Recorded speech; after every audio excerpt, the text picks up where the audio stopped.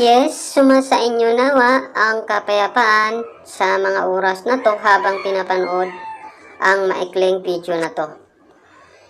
So, sa video na to ay share ko ay tuturo ko sa inyo kung paano natin makopya ang mga paborito nating video sa YouTube papunta sa ating gallery na wala na pong ibang application na kailangan natin.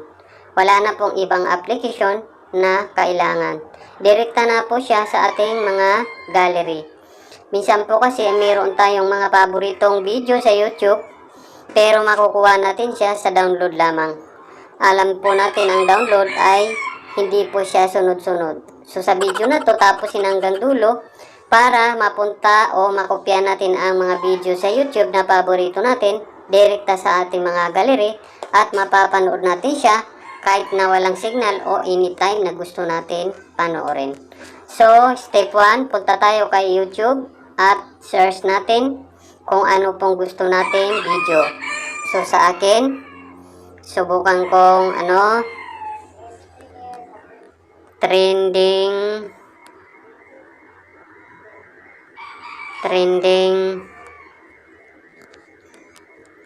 Sequoia.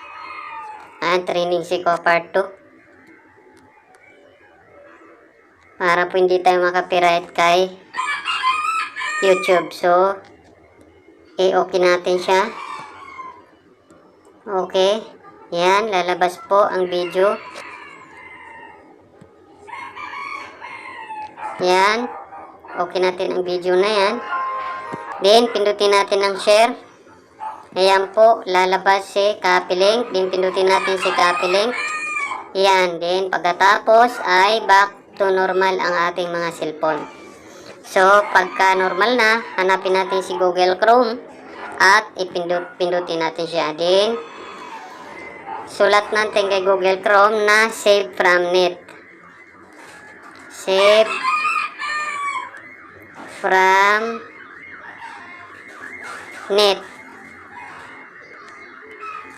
Ayan, save from net. Then, okay. Go. Ayan po ang lalabas sa ating mga cellphone. Ayan, lalabas ito. YouTube downloader. Dash download YouTube. Pindutin natin siya. Ayan po. Ayan, lalabas si savefromnet. Savefrom.net YouTube video downloader. So, ito po. Kung mapapansin nyo, paste your video link here. Pindutin natin siya ng long press hanggang lumabas ang paste. Ayan. Then, pindutin natin ang paste. Ayan po ang lalabas sa ating mga cellphone. Ayan po ang video kanina. So, download natin siya. Kung mapapansin natin siya, download MP4.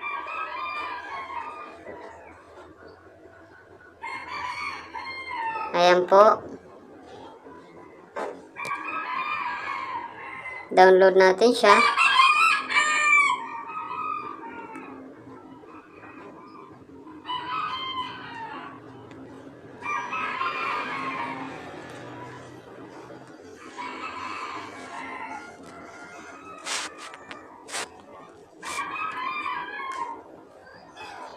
Ayan po, trending Sequoia part 2. 1 sa download.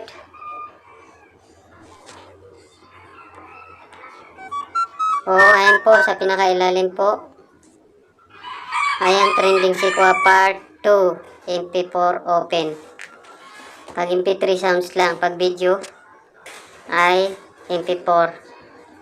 So, ang gagawin natin, open natin siya. Ayan po ang video kanina. Ayan po yun. Ganito po, pindutin natin ang video ng long press, then lalabas si download link. Pindutin natin siya. Ayan po, si download link. Pindutin natin siya. Then, do you want to download? Sa ilalim, do you want to download? Pindutin natin ang download. Downloading file, details. YouTube downloader, download YouTube videos for free. Open. So,